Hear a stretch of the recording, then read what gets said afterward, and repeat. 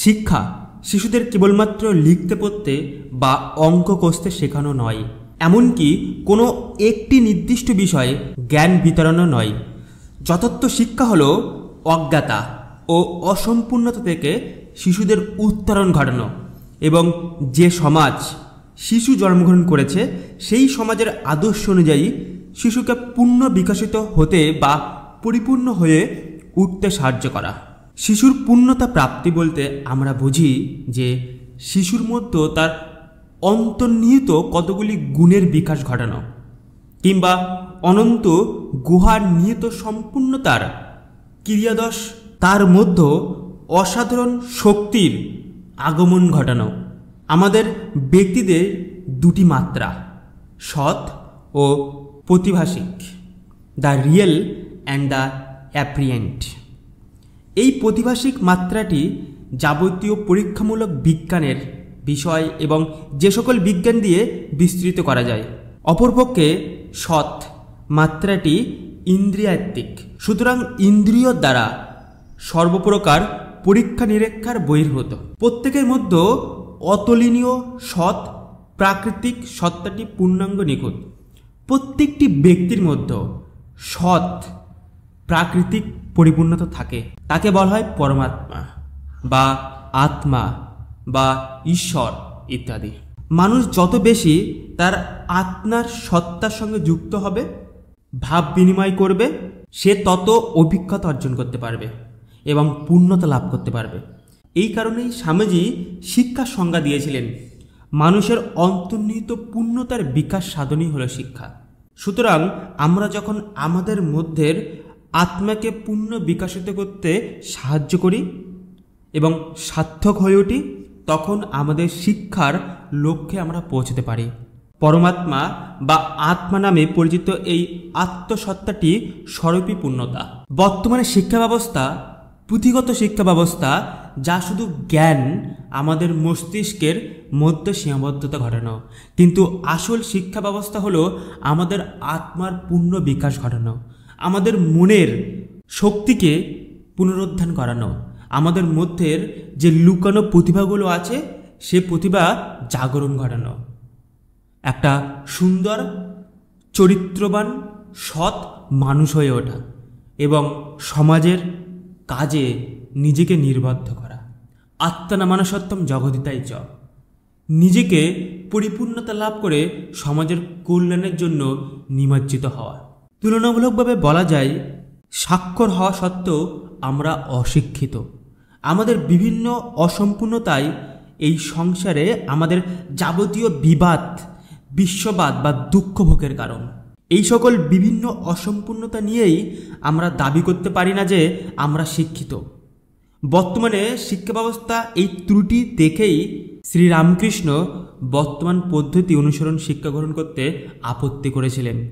বর্তমানে শিক্ষা ব্যবস্থা ত্রুটি হচ্ছে এই শিক্ষা নির্দিষ্ট কোনো আদর্শ বা লক্ষ্য অভিমুখ পরিচালিত হয় না। একজন চিত্রকরের তার চিত্র সম্বন্ধে সুস্পষ্ট ধারণা থাকে, সে যে কেমন চিত্র করবে। তেমনি একজন ভাস্কর্য সেবা পাথর কণ্ঠ থেকে যে মূর্তি খোদাই করা হয় সে বিষয়ে পরিষ্কার পরিকল্পনা থাকে। কিন্তু বর্তমানে একজন শিক্ষক শিক্ষিকার আদর্শ বা লক্ষ্য সম্পর্কে কোনো স্পষ্ট ধারণাই নেই। বরং বলা যেতে পারে যে শিক্ষক শিশুকে শিক্ষা দিচ্ছেন বা পড়াশোনা করাচ্ছেন, তার নিজের কোনো নির্দিষ্ট লক্ষ্য বা আদর্শ নেই। আমরা পত্রপত্রিকায় আমাদের বর্তমানে শিক্ষা ব্যবস্থা প্রসঙ্গে সমালোচনা দেখি। প্রশ্ন, আমাদের শিক্ষা ব্যবস্থা পুনর্গঠন প্রয়োজন। বিভিন্ন কমিটি গঠন করা হয়েছিল, কিন্তু তা সম্পূর্ণ হয়ে ওঠেনি। আজ নবম শ্রেণী থেকে শিক্ষার্থীকে সিদ্ধান্ত নিতে বলা হয় কোন পদ্ধতিতে এবং কীভাবে সে ভবিষ্যৎ জীবিকা উপার্জন করবে। এই নির্বাচনের পর ওই বিশেষ বিষয়টি শিক্ষার্থীর অধ্যয়নের প্রধান বিষয় হয়ে ওঠে এবং বিশেষজ্ঞতার দোহাই দিয়ে অন্যত্র সব কিছুই বর্জন করা হয়। আমাদের বর্তমান শিক্ষা ব্যবস্থা শিক্ষার্থীদের একটি বিষয়ে বিশেষত্ব করে তোলে ঠিকই, কিন্তু তাকে কোনো উদার সার্বভৌম জীবন রচনার শিক্ষা দেওয়া হয় না, যা আয়ত্ত করে সে সত্যিকারের একজন মানুষ হয়ে উঠতে পারে। কিংবা অতীতের সাংস্কৃতিক উত্তরাধিকার উপর প্রতিষ্ঠিত হয়ে উঠতে পারে।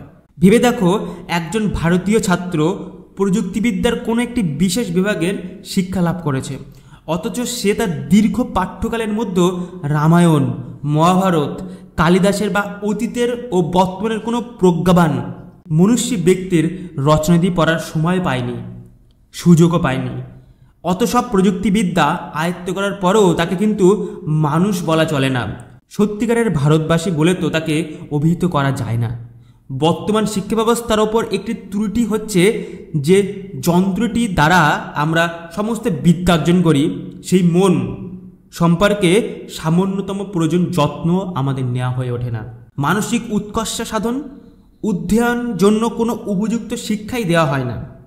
প্রাচীন ভারতীয় শিক্ষা ব্যবস্থার ধ্যান, একাগ্রতা এবং নৈতিক পবিত্রতা পালনের দ্বারাই মনের সংস্কার ও নিয়মের মাধ্যমে মনকে বিদ্যার্জনের যোগ্য যন্ত্ররূপে তৈরি করে নেওয়া হতো। তখনকার বিদ্যার কেন্দ্রগুলি থাকতো শহর, নগর, জনবসতি থেকে অনেক দূরে, এবং উপরিউক্ত মনের চর্চার পক্ষে সেই পরিবেশ ছিল একান্ত অনুকূল। বলা বাহুল্য, দৃঢ়ভিক বোধ শক্তির জীবনের জন্য একান্ত প্রয়োজনের নির্জনে বাস করা গভীর মনোনিবেশ। একটি শিশু তার পরিবেশ থেকে অভ্যাস এবং চরিত্র অর্জন করে থাকে।